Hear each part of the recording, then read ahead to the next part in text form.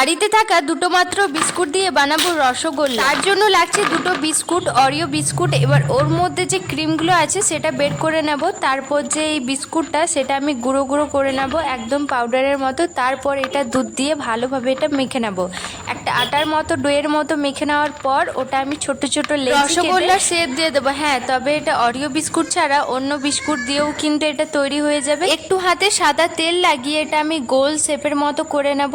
প্রত্যেকটা করার পর ওটার যে সাদা ক্রিমটা ছিল সেটা আমি হালকা মেখে নিয়েছি, আর এইভাবে আমি লাগিয়ে দেব। তবে এটা গলিয়ে নেওয়ার পরও কিন্তু ভালো লাগবে, তবে এইভাবে দিলে কিন্তু বেশি ভালো লাগে। তো ভিডিওটা কেমন লাগলো অবশ্যই লাইক কমেন্ট শেয়ার করবেন। তবে এটা বাচ্চাদের জন্য খুব ভালো একটা খাবার, আর এটা 10 মিনিট ফ্রিজে রাখার পরে কিন্তু খাবেন, তাহলে বেশি ভালো চকলেটের মতো লাগবে। তো কেমন লাগলো ভিডিওটা অবশ্যই লাইক কমেন্ট শেয়ার করবেন। আরে দাঁড়াও, তবে আমি খেয়ে দেখাই যে এটা কেমন হয়েছে। বাহ, অসাধারণ হয়েছে। আপনারা চাইলে একবার বানিয়ে ফেলো। বাই।